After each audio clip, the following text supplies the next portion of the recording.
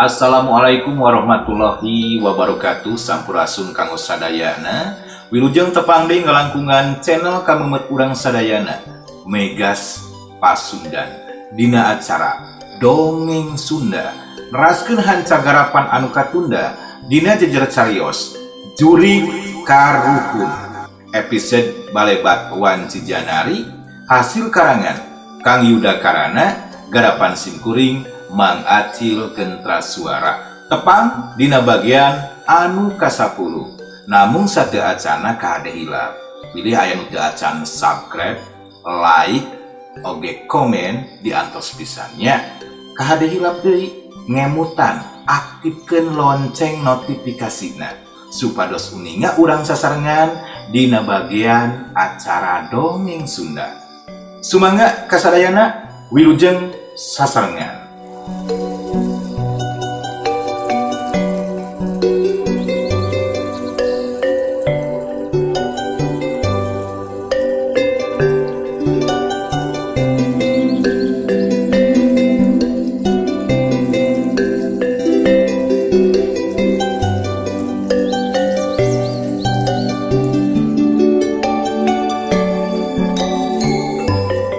Curelak jeleng Sukmara langsung ngagajeleng harita mapag panarajang lawan-lawana.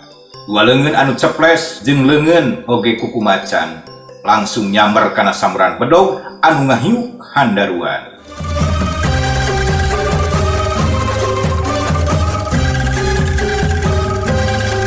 Belum terus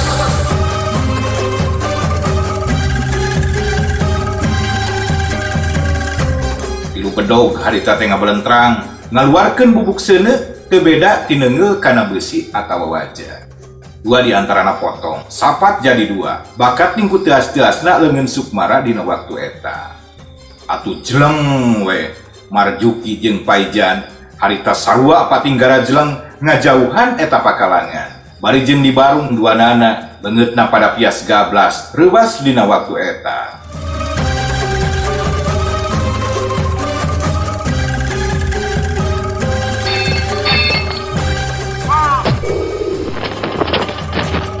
Aduh, gatela, lain bantrak-bantrakeun ieu makhluk teh.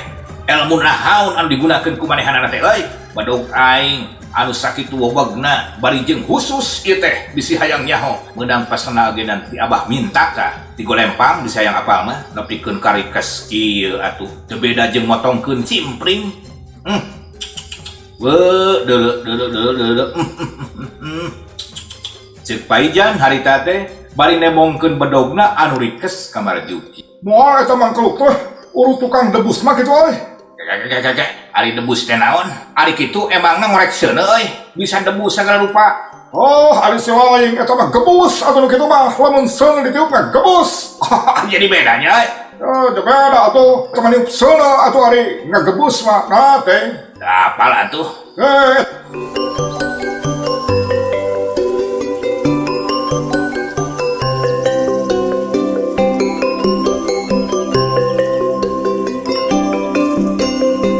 Sedengkeun di tempat seje, Donggala jeung tilu baturna katingali masih kene ngahurup ka palebah Sukmara. Sok sanajan manehna tiluan memang geus asak pangalaman, jeung tangtuna dianggap jago jeung dikenal di alam kajawaraan. Tapi harita mah cukup raripu ogenan maranehanana teh dina jang hareupan Sukmara. Angot pasti kahaja ningali ka palebah Paijan jeung Marjuki anu kalah ka anteng bunteng ngobrol. Der we harita teh Donggala manehanana langsung ambek atuh. Dasar teuing koplok sia, teu apal waktu jeung tempat ari lain. Bangsa keriweuh kalah ka ngagarosip, ngarumpi, nanahaonan atuh cenah. Setan sia. Maju ka dieu, entak Donggala tuh harita teh. Anu sabenerna mah masih kene kacida gemesna. Hayang ngomong deui ngan teu bisa manjang ngobrolna teh. Kusabab dina waktu eta Sukmara geus nyamer ngarangseg deui ka palebah manehanana.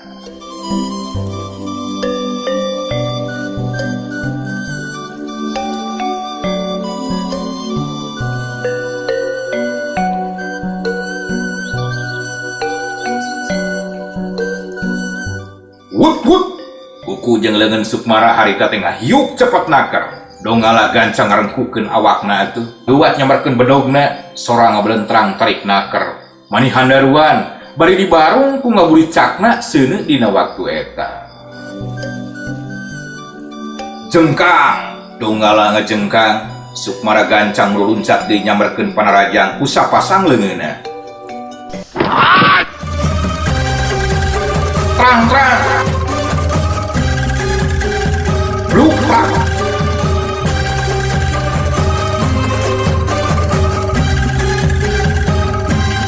Itulah tukang datang sobali katut anu sejena gewat ngasupkeun serangan ruruntuyan. Wah!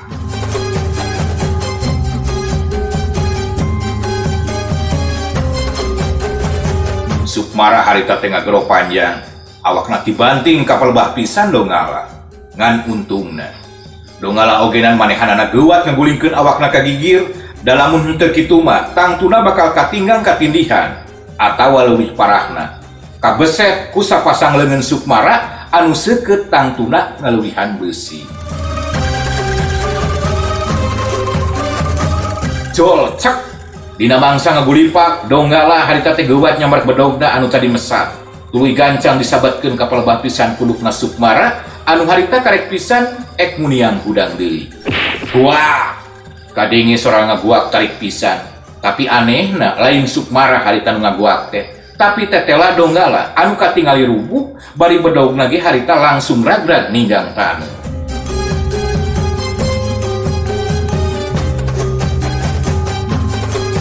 Donggala harita tuluy muniang hudang tapi langsung deku bari rutret ngalieukan ka ditu ka dieu sabelah leungeunna gagasah bari jeung sumengir kana pas palebahuluna anu cukup benjut oge harita kusabab salianti tarik eta sabetan teh bari jeung batu deui.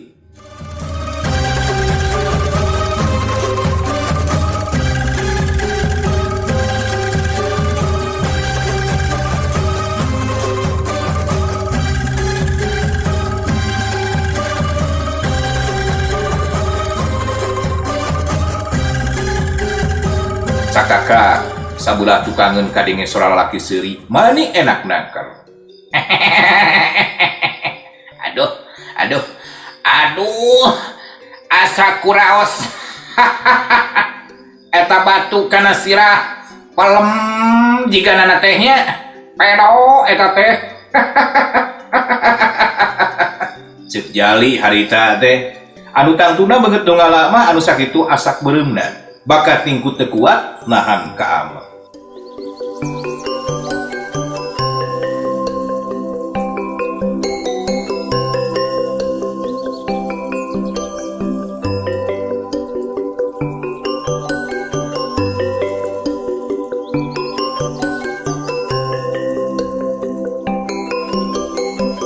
Ngan kituna teh sakabeh anu aya di dinya kabilang aneh oge.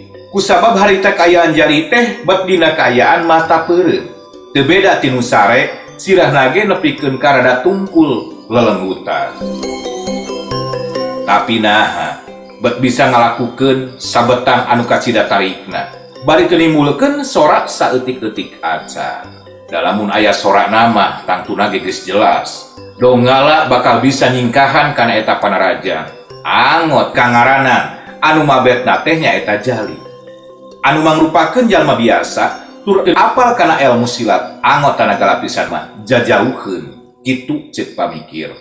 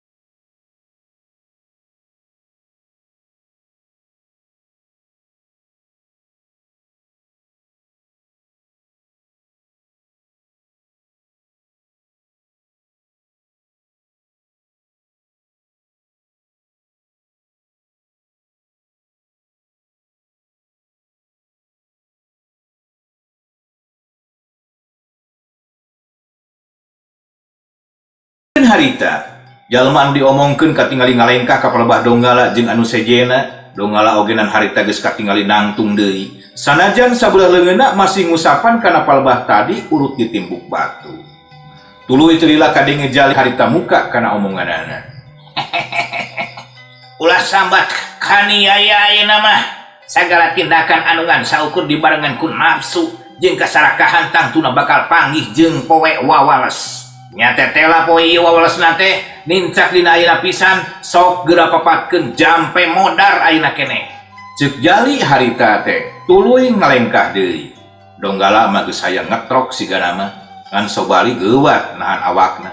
Kusabab tangtuna masih ngarasa aneh jeung saeutik henteuna bisa nebak kana naon hal anu harita geus kajadian.